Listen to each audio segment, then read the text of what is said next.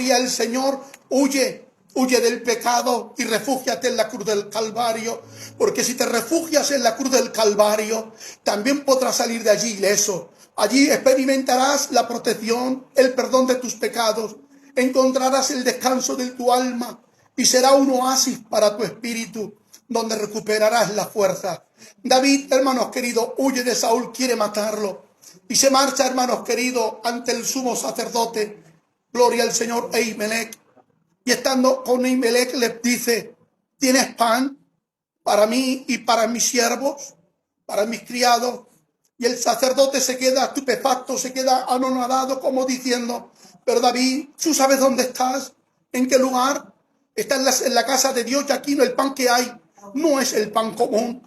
El pan que hay es el pan que nosotros ponemos en la proposición, en la mesa de la proposición, y es pan sagrado. Haya quedado un día, han quedado 2, 3, 4. Cuando pasan 7 días, el pan se reemplaza, se sustituye. ¿Por qué? Porque ha pasado un tiempo y el tiempo genera, hermanos queridos, un factor muy importante en la materia. El pan queda pues endurecido, frío y seco, y se le tiene que sustituir. Mira, hay a veces que usted y yo somos como ese pan. Mientras estamos en la mesa, en los brazos del Señor, mientras estamos en la cobertura de Cristo, podemos ser de bendición, podemos ser de manjar para la gente que nos rodea. Cuando usted canta, cuando usted adora, generas una bendición. Cuando usted predica, hermanos queridos, y predica bajo la unción del Espíritu, el oyente que viene esclavizado, sus cadenas se rompe. La gente que viene, hermanos queridos, con la tentación del suicidio desaparece. Matrimonios que están rotos, a punto de abandonarlo, escucha el mensaje dirigido bajo la unción y se arreglan. ¿Por qué? Porque el mensaje les confrontó, no para avergonzarlo, sino dándole una oportunidad de que se arrepintieran y pidieran perdón mutuamente. Pero hay momentos, hermanos queridos, que el tiempo genera un factor muy importante. Cuando no perseveramos en la voluntad de Dios, hijitos míos, Gálatas insensatos, ¿quién os fascinó?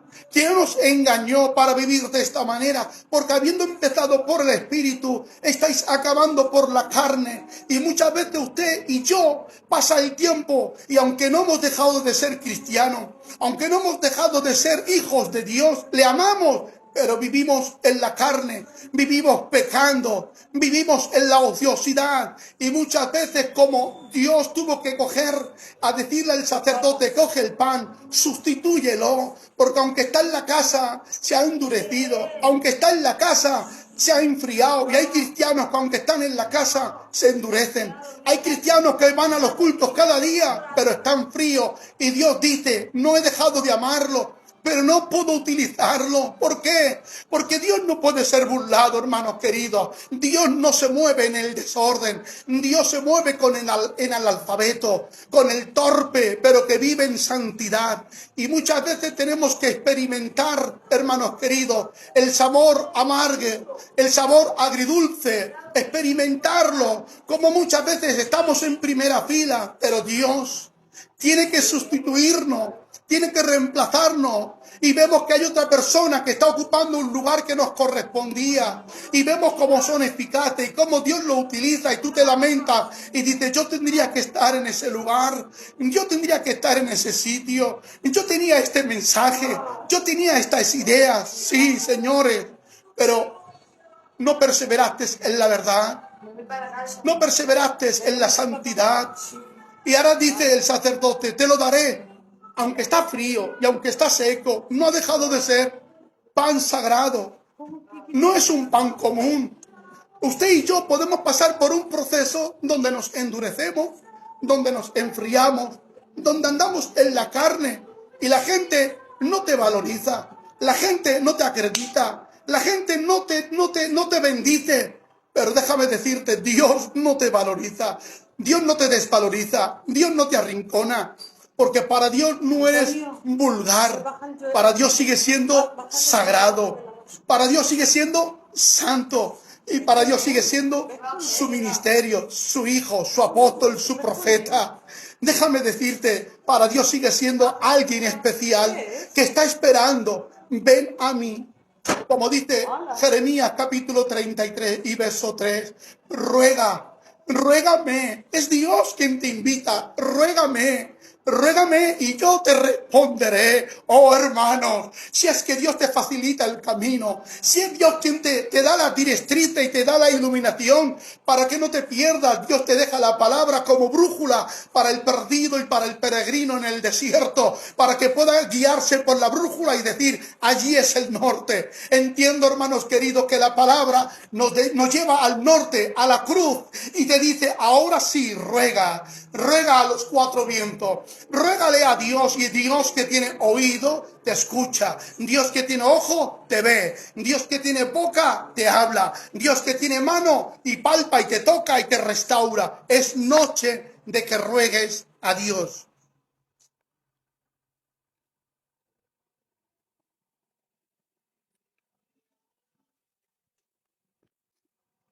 Le ha pedido el pan, mis hermanos, le ha pedido el pan y dice, el pan ya está duro, pero no ha dejado de ser un pan sagrado.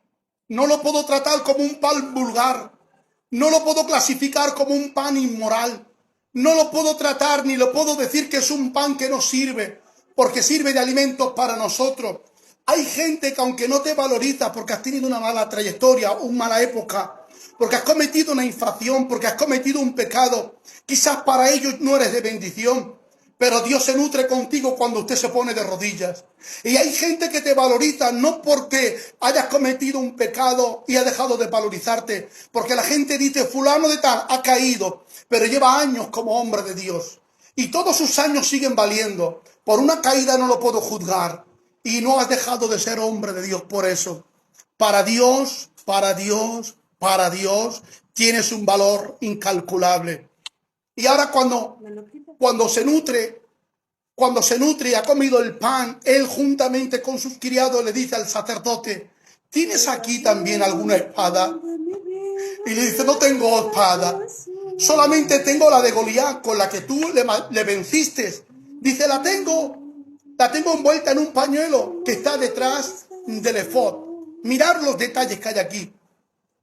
Le dice, tengo una espada, está envuelta en un pañuelo y detrás del efod. La Biblia no dice que el pañuelo fuera blanco, rojo, amarillo, azul, no lo dice, pero no sería difícil imaginar que el pañuelo fuese blanco, el símbolo de la santidad. Y es que muchas veces carecemos de la palabra por no vivir en santidad. Es que la palabra tiene que estar envuelta de santidad. Cuando un hombre vive en la santidad, tiene la palabra. Cuando uno vive apartado del pecado, tiene el mensaje de exhortación para el pueblo. Pero ¿cómo quieres predicar y cómo quieres cantar y cómo quieres hablar de la palabra si no eres capaz de dejar el pecado? El pecado y el arrepentimiento de tu pecado no es confesarlo. No es declarar ante Dios que he cometido un pecado. No. El pecado, hermanos queridos, a pesar de que se ha cometido y no se puede ocultar, una persona confiesa y deja el pecado. Ese es el verdadero arrepentimiento. El arrepentimiento no es que confiesa a Dios, he cometido pecado. No, hermanos queridos, el arrepentimiento